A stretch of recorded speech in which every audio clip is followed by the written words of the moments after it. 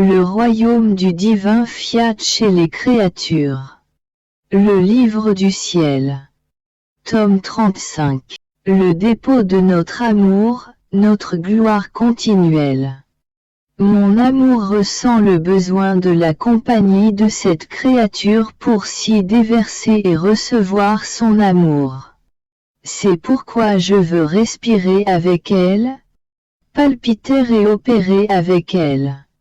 Cette union peut produire les joies les plus merveilleuses, les satisfactions les plus ineffaçables, les œuvres les plus grandes, l'amour le plus intense.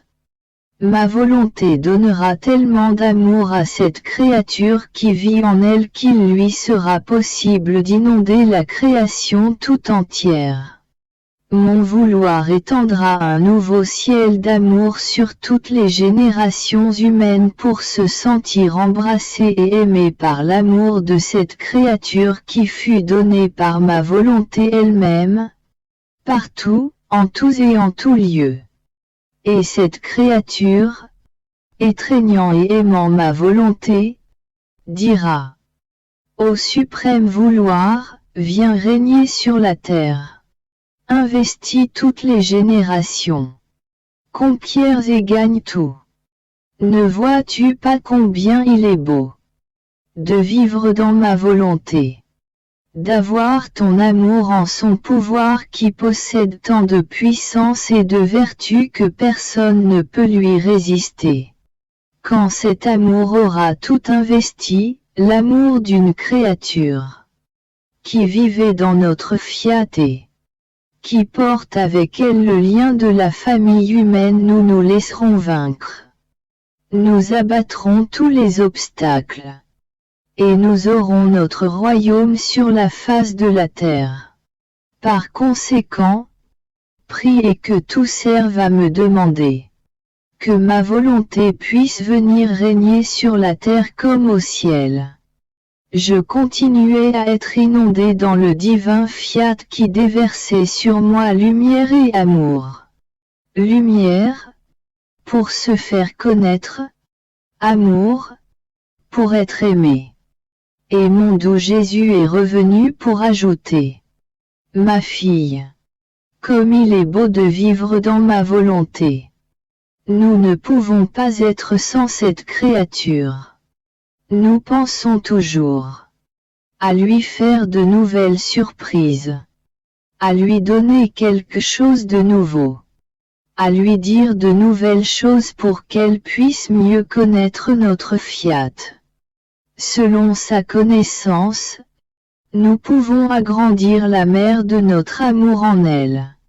La connaissance est la petite cloche qui, lorsqu'elle sonne, appelle notre puissance, notre sainteté, notre bonté et notre amour, avec un son très doux, pour les enfermer dans la créature qui vit dans ma volonté, pour nous faire opérer des prodiges inouïs. Tu dois savoir que lorsque nous trouvons notre volonté dans la créature, nous nous sentons béatifiés, et nous aimons tant la regarder. Pour en profiter encore plus, nous regardons son esprit, pour y engendrer la conception, la naissance et la croissance de notre intelligence. Nous regardons sa bouche, pour y concevoir notre parole et la faire grandir, de sorte qu'elle parlera de notre être suprême avec tant d'éloquence et de grâce qu'elle sera aimée par tous ceux qui auront le bonheur de l'écouter. Nous regardons sa volonté, pour y faire renaître et grandir notre volonté à une vie nouvelle. Nous regardons son cœur, pour y concevoir notre propre amour, ses harmonies, ses stratagèmes, pour nous faire gagner et la faire toujours renaître dans notre amour. Nous regardons ses pieds, pour y concevoir et y faire grandir nos œuvres et nos pas. Nous pourrions faire tout cela en une seule fois. Mais nous ne le faisons pas afin de passer plus de temps avec elle, de profiter d'elle plus longtemps. Notre amour est tel que nous voulons former nos propres mains créatrices, notre vie même dans la créature. Tout ce que nous sommes, nous voulons le lui donner. Notre amour n'est pas satisfait si nous ne répétons pas notre vie en elle. Nous ne découvrons le matériau adaptable que si nous trouvons en elle notre volonté qui a préparé, purifié et embelli le terrain pour nous. En formant notre vie, nous chantons victoire et gloire à notre être divin. Et que fait-elle? Elle nous donne la nourriture pour être nourris et grandir en elle. Elle nous donne l'eau pour notre soif.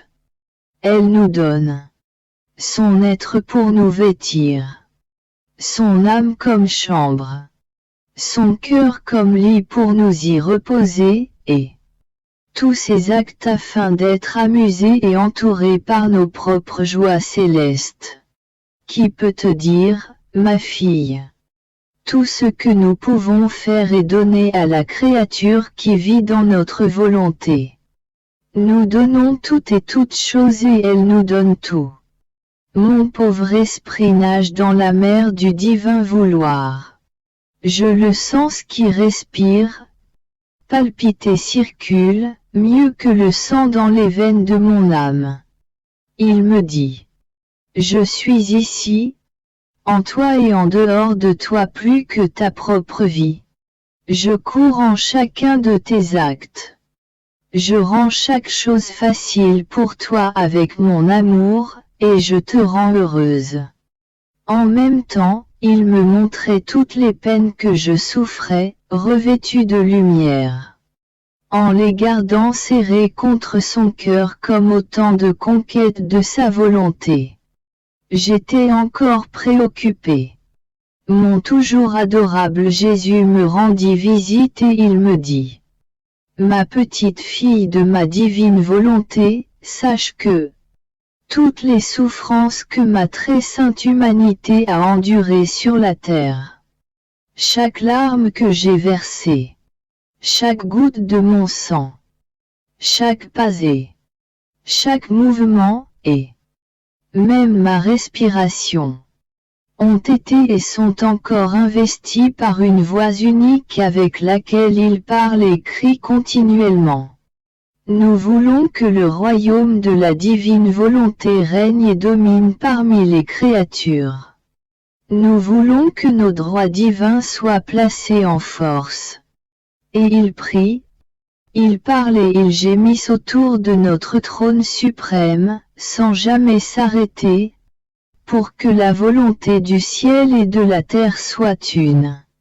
La créature qui s'unit à mes souffrances, à mes battements de cœur, à mes respirations, à mes pas et à mes œuvres.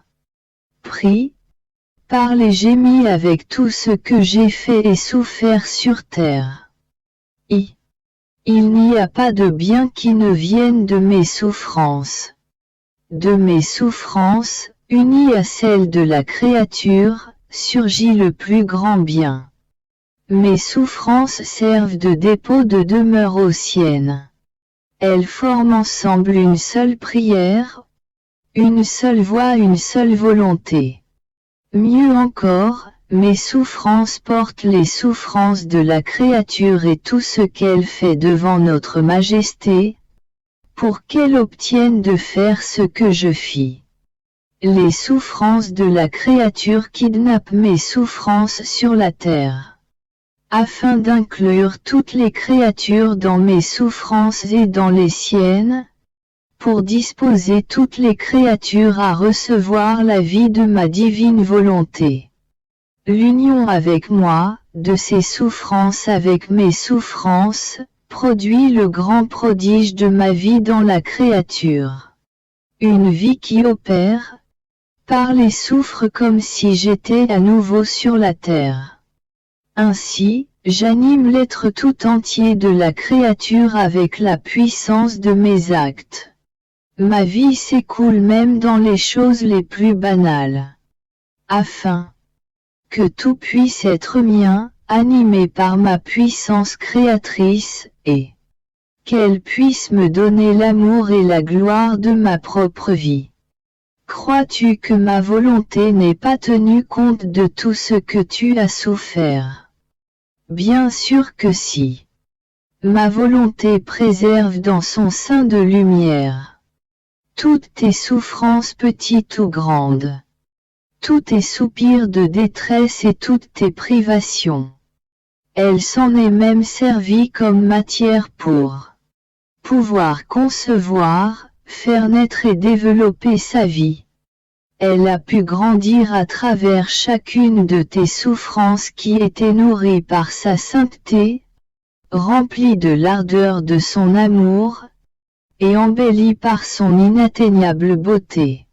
Ma fille, combien tu dois me remercier pour tout ce que j'ai disposé pour toi, et pour tout ce que je t'ai fait souffrir. Tout a servi à former ma vie en toi ainsi que le triomphe de ma volonté. Quel bonheur pour la créature de voir que ses souffrances servaient ma vie, si sainte. Et l'aboutissement sera de posséder ma volonté divine. Crois-tu que ce soit peu de choses que le Créateur montre son besoin de la créature? Lui qui est omnipotent et donne la vie à toutes choses. N'est-ce pas là le plus grand excès de notre amour? Jésus garda le silence. J'ai continué à penser à ce qu'il venait de me dire. J'ai vu toutes mes souffrances alignées en moi. Elles répandaient des rayons de lumière. Transformées en souffrances de Jésus, elles formaient le soutien divin et la protection des créatures.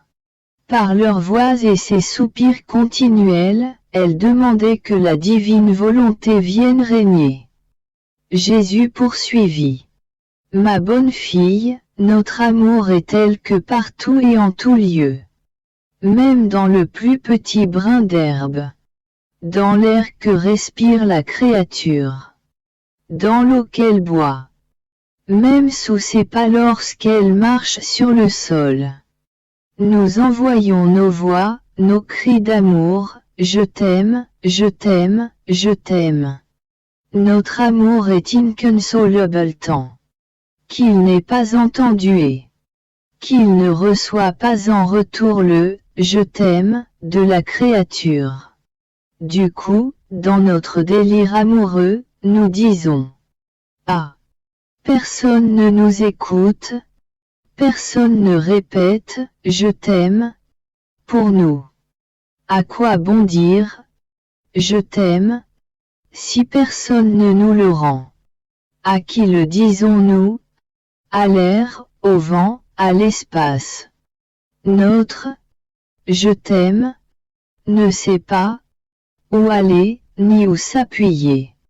S'il ne trouve pas le « je t'aime » de la créature qui le reçoit pour l'échanger avec le sien, afin que son amour trouve refuge dans le nôtre si immense, pour prendre appui et croître toujours davantage. Lorsque la créature entend notre « je t'aime » et nous le renvoie, dans notre excès d'amour et apaisé par son amour, nous disons « Finalement, on nous écoute. Notre amour a trouvé où aller, un lieu de refuge. Nous avons été reconnus. Nous avons trouvé quelqu'un qui dit « Je t'aime ». Alors notre amour est en fête. Mais lorsque nous ne pouvons pas trouver quelqu'un qui dit « Je t'aime », alors nous ne trouvons pas quelqu'un qui nous reconnaisse, qui nous écoute, quelqu'un qui nous aime. Combien il est dur d'aimer et de ne pas être aimé. Combien je voudrais que tous sachent qu'avec mon amour, je les soutiens. Je les serre dans mes bras. Je les aime. Je les fais respirer. Je les aime et je fais battre leur cœur. Je les aime et je leur donne la parole. Je les aime et je leur donne la marche. Je les aime et je leur donne le mouvement, la pensée, la nourriture, l'eau. Tout ce qu'ils sont et tout ce qu'ils reçoivent est l'effet de mon amour débordant. N'est-ce pas alors une horrible ingratitude que de ne pas aimer? C'est faire de notre amour un martyr. Parce que nous avons aimé et nous ne sommes pas aimés.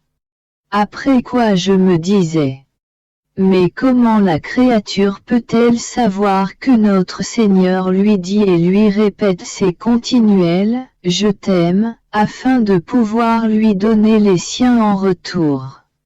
Mon doux Jésus ajouta, « Ma fille, c'est pourtant facile de le savoir.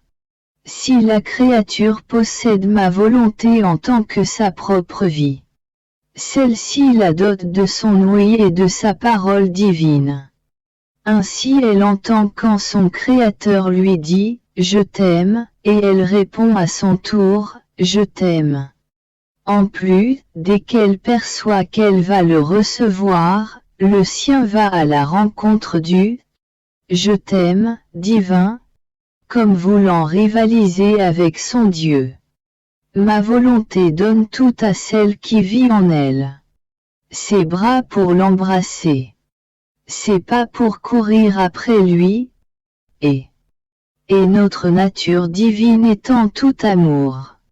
Nous avons besoin d'aimer, tant et si bien que, si l'on voulait nous en empêcher, on nous étoufferait. Ce serait comme si on ôtait la respiration à notre vie divine. Parce que en nous l'amour, c'est la respiration. Le mouvement est notre propre vouloir, et ne pas aimer nous est impossible. Elle seule sait mettre de l'ordre entre la créature et le Créateur. La garder continuellement consciente de notre amour et de notre sainteté. En la mettant en communication avec notre être suprême. Je sens sa vie en moi débordante d'amour.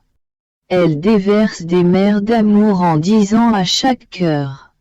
Je t'en prie, regarde-moi. Connais-moi et reçois-moi dans ton cœur. Laisse-moi régner. Je viens charger de tous mes biens pour vivre avec toi. Mais, hélas, je ne suis pas reconnu. Et même, ils me rejettent. Et comme je ne suis pas connu, mes lois d'amour ne s'appliquent pas pour eux. Mes biens demeurent en moi et il ne m'est pas possible de les donner à mes enfants. Je suivais ensuite les actes de la divine volonté. Arrivé à la voûte azurée constellée d'étoiles, j'appelais avec moi les résidents du ciel et les résidents de la terre, afin qu'ensemble nous puissions payer de retour, avec notre petit amour, l'amour de Dieu qui avec tant d'amour avait créé l'étendue du ciel, pour nous recouvrir et nous cacher dans son amour. Tous, sans exception, ont le devoir d'aimer celui qui nous a tant aimés. Je faisais cela lorsque mon très grand bien, Jésus, visitant ma petite âme. Tout amour, il me dit. Ma bienheureuse fille. Si seulement tu savais avec quel amour j'attendais. Que tu les appelles tous. Que tu sentes dans ton acte le retour d'amour pour tous. Dès que tu commences à appeler, je fais sonner la petite cloche des résidents du ciel et de la terre. Je n'arrête de sonner que lorsque je vois que tous ont accouru dans ton acte. Les premiers sont les résidents célestes qui, vivant dans ma volonté, ne peuvent ni ne veulent être mis de côté. Ils sentent la divine volonté unifiante qui les unit à cet acte. Mieux encore, ils attendent avec impatience mon appel afin de pouvoir retourner mon amour. Comme celle qui les appelle est une créature de la terre qui possède sa volonté propre. Ils sentent qu'ils peuvent me donner à travers elle un amour nouveau. Oh! Comme ils se réjouissent au son de ma petite clochette et veulent se placer dans cet acte de la créature qui veut m'aimer. Quant aux résidents de la terre, il se trouve qu'ils entendent à peine la vibration de ma clochette parce que tous ne vivent pas dans ma volonté. Lorsque je les vois tous réunis dans cet acte, notre divinité se place, tout attentive, dans une attente amoureuse. Oh! Comme il est beau d'entendre dans cet acte les voix innombrables qui nous disent « Nous vous aimons, nous vous aimons. Nous vous reconnaissons dans vos œuvres. Combien vous nous avez aimés. Pour tout cela, nous vous rendons votre amour. » Notre être suprême, touché par toutes ces voix, déverse encore plus de mer d'amour, les couvrant et les revêtant avec tant de joie et de bonheur, que tous en demeurent ravis et jouissent d'un paradis de plus, grâce à cette créature, celle qui vit dans notre volonté, nous donne le champ pour de nouvelles œuvres et fait jaillir plus fortement notre amour, incapable de le contenir. Nous déversons de nouvelles mers d'amour pour aimer la créature et être aimés. Oh! Combien nous l'aimons! Tu dois savoir que le besoin le plus urgent de notre être suprême est la compagnie de la créature. Nous ne voulons pas être le Dieu isolé, ni garder la créature loin de nous. L'isolement n'a jamais produit ni grandes œuvres ni bonheur. La compagnie donne naissance au bien et fait surgir les plus belles œuvres. C'est pourquoi nous avons créé tant de choses, pour avoir l'occasion d'avoir sa compagnie pour autant de choses créées. Nous sommes toujours dans l'acte de faire ce que nous avons fait une fois. Et celle qui vit dans notre volonté nous accompagne toujours. Elle reçoit notre acte créateur et nous recevons la gloire et le retour de l'amour créé. Par conséquent, nous lui gardons compagnie. Dans les sphères célestes. Dans le soleil qui brille. Dans le vent qui souffle. Dans l'air que tous respirent. Dans le murmure de la mer. Partout et en tout lieu elle nous suit. Elle nous défend et nous retourne l'amour. Elle ne peut pas vivre sans nous aimer. Et nous ne pouvons pas être sans elle. Jaloux, nous la gardons serrée contre notre sein divin. Ensuite il ajouta. La compagnie de la créature nous est si chère que nous passons du bon temps. Nous prenons des décisions importantes. Pour notre gloire et le bien des générations humaines nous accomplissons nos desseins avec elle. En sa compagnie, notre amour renaît à une vie nouvelle et invente de nouveaux stratagèmes d'amour et de nouvelles surprises, pour enchanter les créatures et les pousser à nous aimer toujours davantage. Sans sa compagnie, en qui pourrions-nous nous épancher? Sur qui pourrions-nous former nos desseins? Où pourrions-nous placer notre amour toujours renaissant? Sans la compagnie de la créature, nos biens seraient déprimés, incapables de donner vie à ce que nous voulons faire par amour pour les créatures. Tu vois alors combien est nécessaire sa compagnie. À notre amour, à nos œuvres, à l'accomplissement de notre volonté. Aujourd'hui, nageant dans le divin vouloir, mon pauvre esprit se trouva face à la conception de la Reine du Ciel. Oh! Quelle merveille! Quelle surprise! On ne peut simplement pas les décrire tout. Et je me disais, que peut-on encore dire d'autre sur l'Immaculée Conception après tout ce que l'on a déjà dit? Mon adorable Jésus me surprit, tout en fait, comme s'il voulait célébrer la conception de la céleste reine. Il me dit: Ma bienheureuse fille. Oh!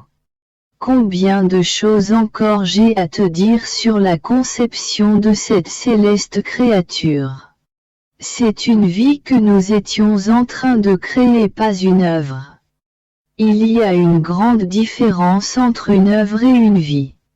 De plus, c'était une vie à la fois divine et humaine, dans laquelle il devait y avoir une harmonie parfaite de sainteté, d'amour et de puissance, qu'aucune autre vie ne pouvait égaler. Les merveilles que nous avons accomplies en créant cette vie étaient telles qu'il nous a fallu opérer le plus grand des prodiges, une chaîne de miracles pour que cette vie puisse contenir tout le bien que nous déposions en elle. Cette sainte créature, conçue sans le péché originel, ressentait la vie de son Créateur. Sa volonté opérante qui ne fit rien moins que faire se lever de nouvelles mers d'amour. Oh! Combien elle nous aimait! Elle pouvait nous sentir à l'intérieur et à l'extérieur d'elle-même. Oh! Comme elle courait pour être partout et en tout lieu là où était la vie de son Créateur. Cela aurait été pour elle le plus dur et le plus cruel des martyrs que de ne pouvoir être partout avec nous pour nous aimer. Notre volonté lui donnait des ailes. Notre vie, tout en restant en elle, se trouvait partout. Pour être aimée. Pour jouir de celui qu'elle aimait tant et qu'il aimait en retour. Écoute maintenant une autre surprise. Dès qu'elle fut conçue, elle commença sa course, et nous l'avons aimée d'un amour infini. Ne pas l'aimer aurait été pour nous aussi le plus grand des martyrs.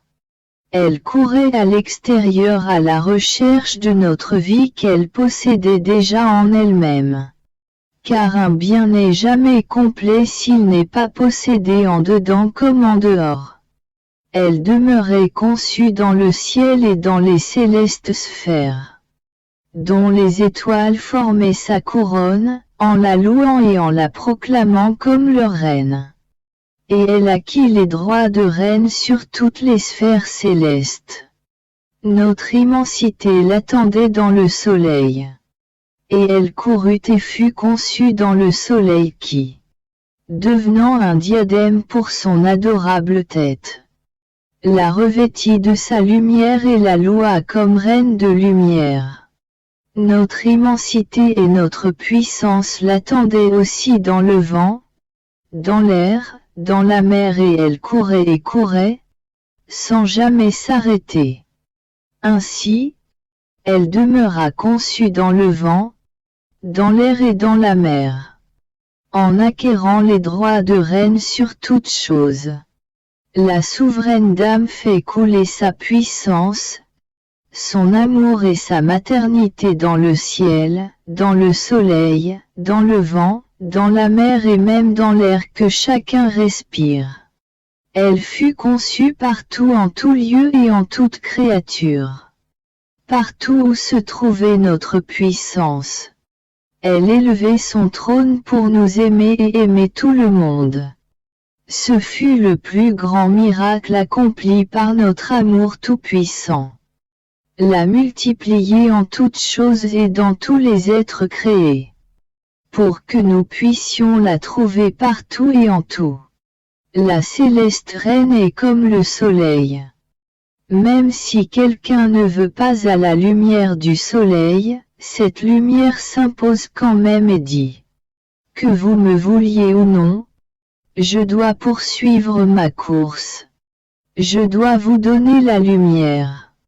Mais si quelqu'un pouvait se cacher de la lumière du soleil, Personne ne peut se cacher de la Dame souveraine. Autrement, elle ne pourrait pas être appelée Reine et Mère universelle de tous et de toutes choses. Et nous ne savons pas comment prononcer des paroles sans produire des faits. Peux-tu voir ainsi l'étendue de notre puissance et de notre amour dans la conception de cette sainte créature? Nous l'avons élevée à un tel degré de hauteur et de gloire qu'elle peut dire: là où se trouve mon Créateur, je suis aussi pour l'aimer. Il m'a revêtu d'une telle puissance et d'une telle gloire que je suis souveraine sur tout. Tout dépend de moi. Mon règne s'étend partout à tel point qu'en étant conçu dans toutes choses, je continue à concevoir en moi le soleil, le vent, la mer, toutes choses. Je possède tout en moi-même mon Créateur. Je suis souveraine et propriétaire de tout. Tel est mon inaccessible auteur. Ma gloire que personne ne peut égaler, et mon grand honneur. Avec mon amour, j'embrasse tout. J'aime tout et j'appartiens à tout. Je suis la mère de mon Créateur. Je me sentais immergée dans le divin vouloir. Il me semblait qu'en faisant mes actes dans le fiat au milieu de ces vagues de lumière, cette lumière devenait de plus en plus forte et se concentrait de plus en plus sur moi. Je ressentais un besoin grandissant de l'aimer et de la respirer plus que ma propre vie. Sans elle, j'avais l'impression de manquer d'air, de chaleur et de cœur, mais en retournant faire mes actes dans le divin vouloir, j'ai senti que le souffle, la chaleur et le battement de cœur divin revenaient faire les délices de ma pauvre existence. C'est par conséquent pour moi un besoin vital de vivre dans la divine volonté. Mon doux Jésus est alors revenu rendre visite à ma petite âme, toute bonté. Il me dit: ma bienheureuse fille, tout comme la nature forme son jour dans la vie humaine durant laquelle tous les actes de la vie sont accomplis, de la même manière ma divine volonté forme son jour dans les profondeurs de la créature qui vit dans ma volonté. Lorsque la créature commence à former ses actes en elle, à l'appeler comme sa propre vie, elle commence son jour en formant une robe très brillante dans les profondeurs de son âme. Cette aurore réunit sa puissance, renouvelant dans la créature la puissance du Père, la sagesse du Fils, la vertu et l'amour du Saint-Esprit. Elle commence ainsi son jour avec la très sainte Trinité, qui descend dans les moindres actes et les endroits les plus secrets de la créature afin de vivre avec elle et de faire tout ce qu'elle fait. Cette aurore fait fuir les ténèbres de l'âme de sorte que tout devient lumière en elle. Elle se place en sentinelle afin que tous les actes de la créature puissent recevoir la lumière de la divine volonté. Cette aurore est le premier repos de Dieu dans la chambre de l'âme. Elle est le commencement du jour éternel, dans lequel la vie de l'être suprême commence avec la créature. Ma volonté ne s'en va pas. Elle ne peut et ne sait comment être sans l'adorable Trinité.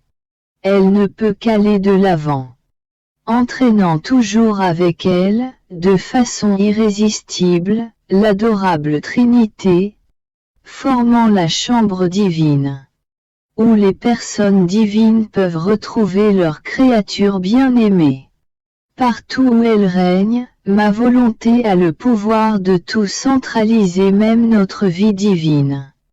Comme il est beau le commencement du jour de celle qui vit dans notre fiat. Il est l'enchantement du ciel tout entier. Si la cour céleste pouvait être sujette à l'envie, elle envierait celle qui a le bonheur de posséder dans son âme, tout en vivant encore dans le temps, le commencement du jour éternel. Le jour précieux où Dieu commence à vivre sa vie en compagnie de la créature. Dès que la créature commence le second acte dans le divin vouloir, le soleil de ma volonté éternelle se lève. La plénitude de sa lumière est telle qu'elle investit la terre tout entière, visitant tous les cœurs, en apportant le bonjour de lumière et les joies nouvelles de toute la cour céleste.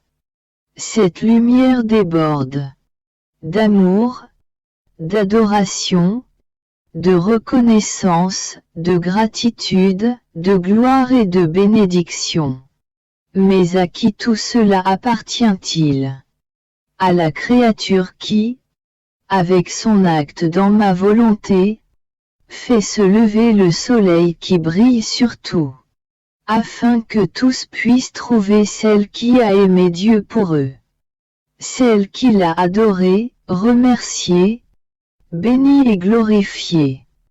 Chacun y trouve la chose qu'il était censé faire pour Dieu. Elle compense pour tous. Un acte dans ma volonté doit renfermer toute chose. Il a le pouvoir et la capacité de compenser pour tous et de faire le bien à tous. Sinon, on ne pourrait pas dire que c'est un acte accompli dans ma volonté. Ces actes sont remplis de prodiges inouïs, dignes de notre œuvre créatrice.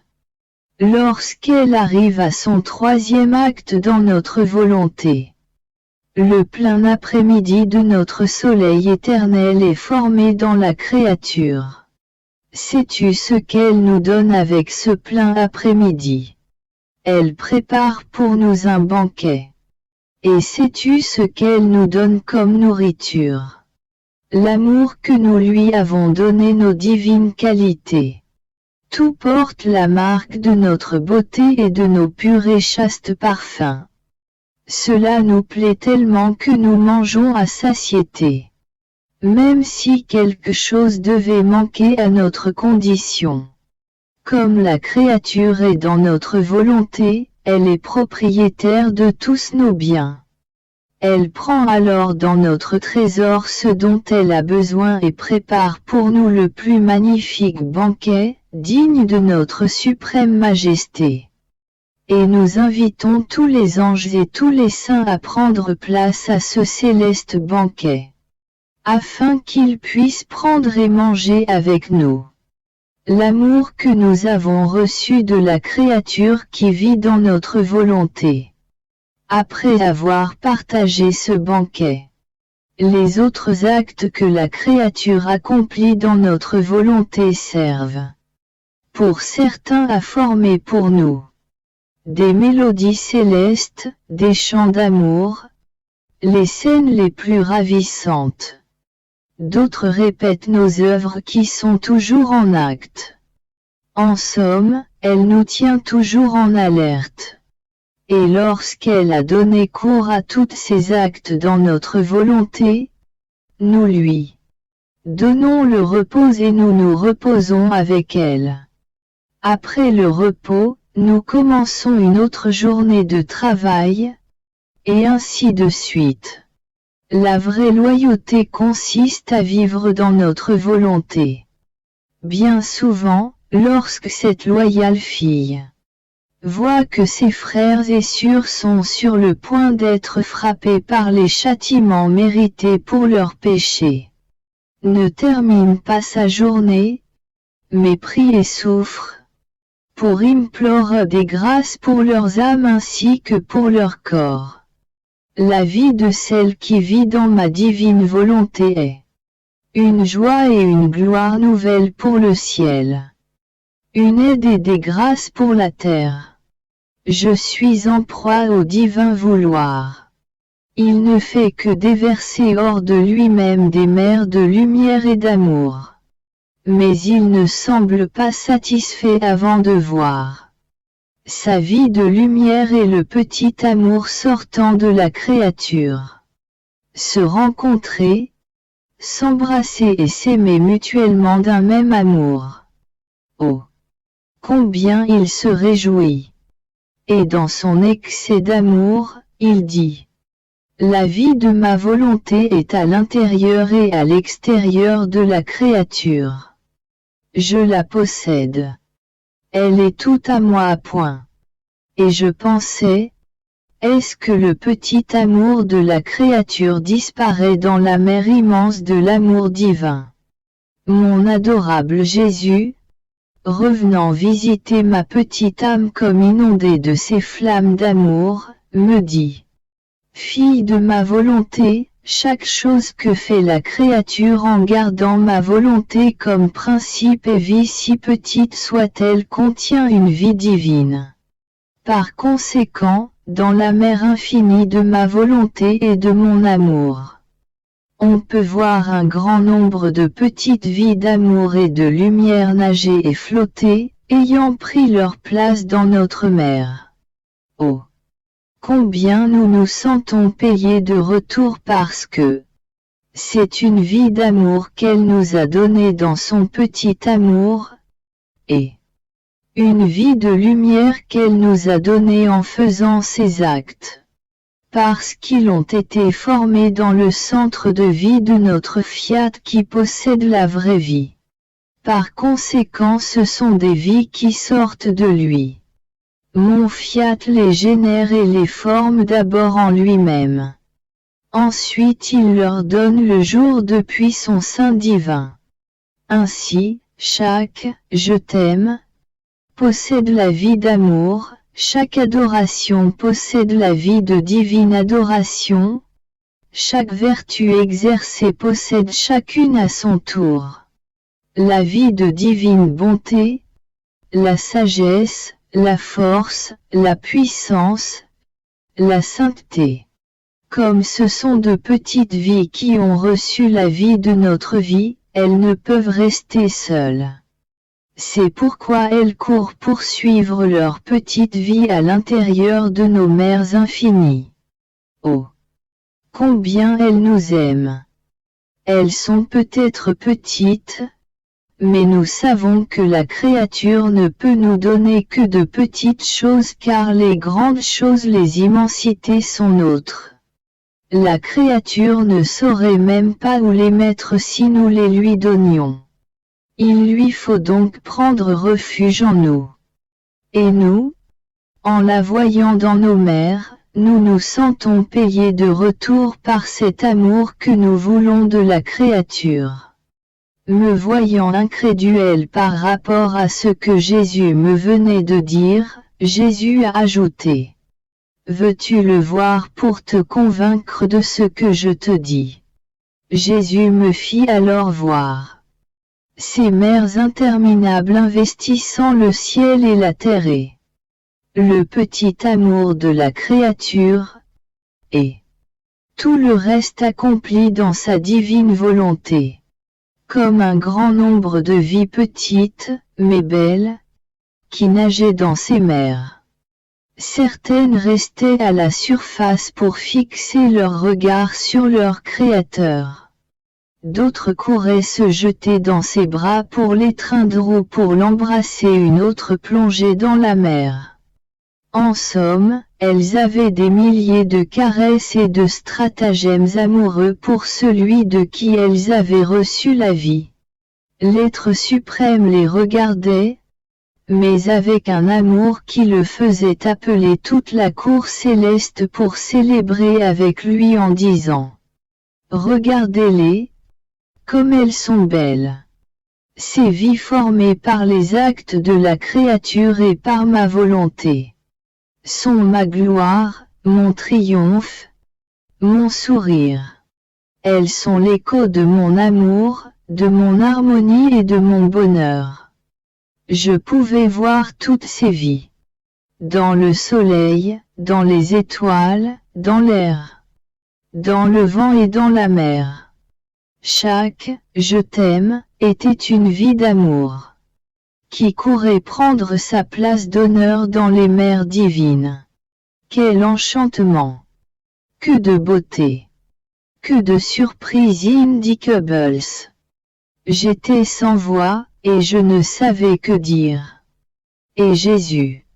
As-tu vu, ma fille, combien de rares beautés de vie ma volonté est capable de faire? Son amour et sa jalousie sont si grands qu'elle les garde dans sa propre mère.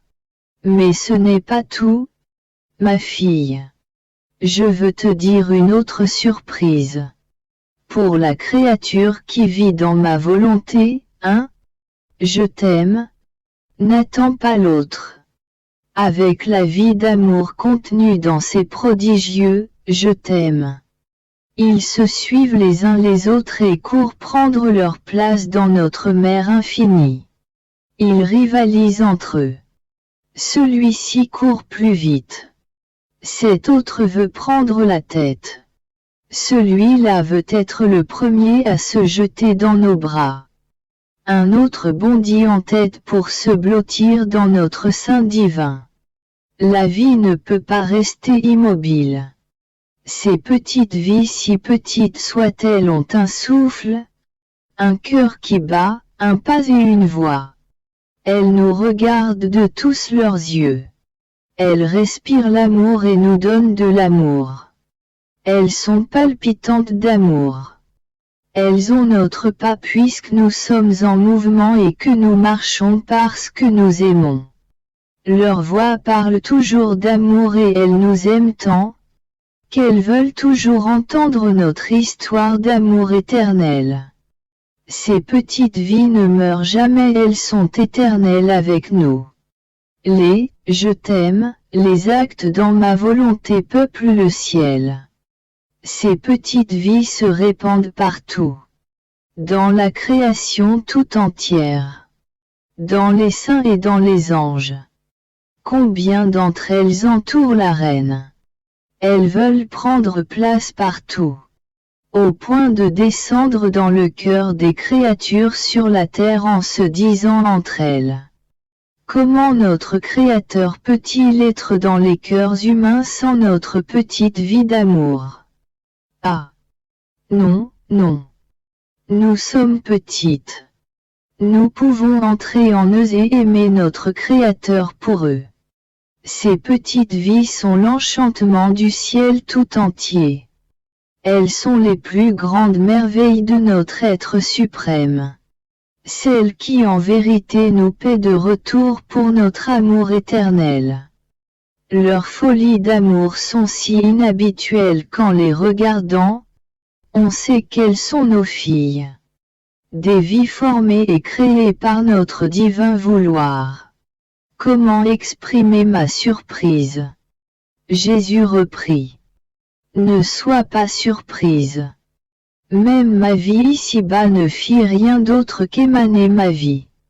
Mes pas sont encore sur la terre à la recherche des créatures, ils n'arrêtent jamais.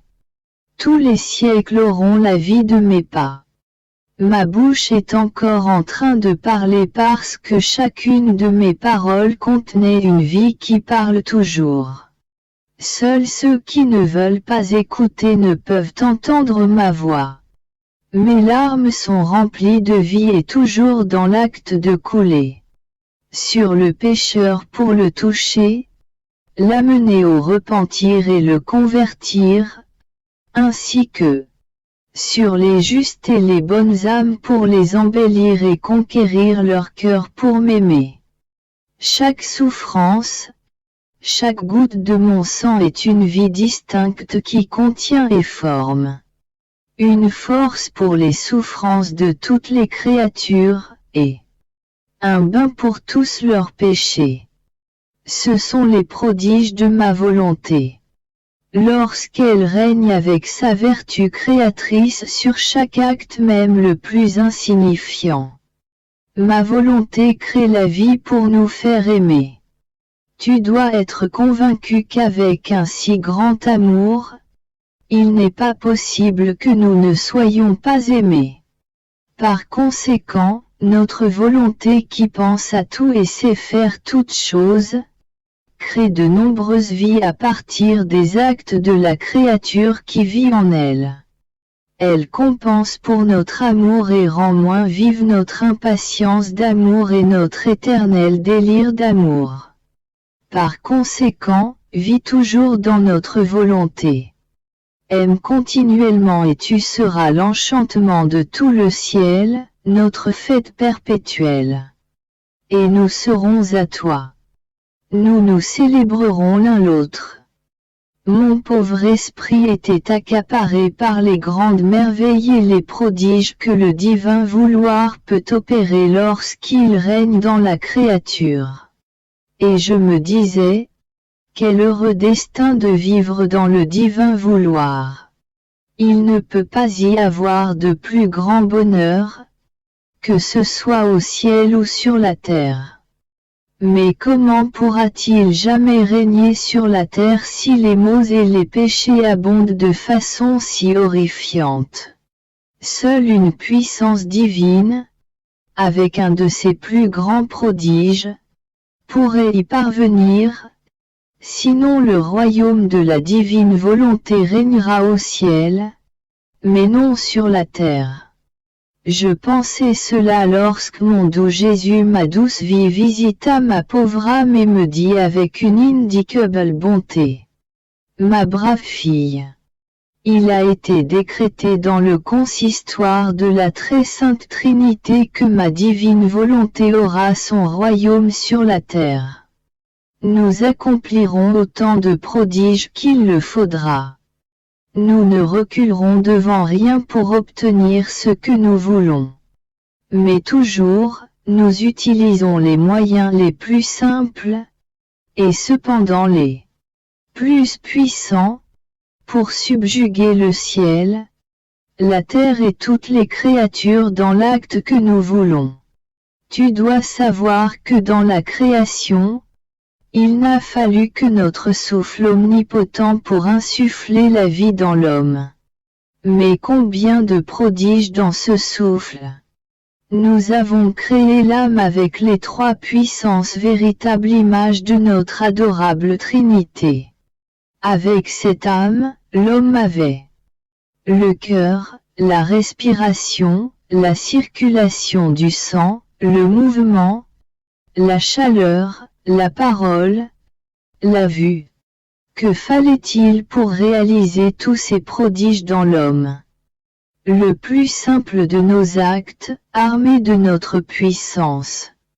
Notre souffle et le flux de notre amour qui, incapable de se contenir plus longtemps, courait vers lui, au point de faire de lui le plus grand prodige de l'œuvre de la création tout entière.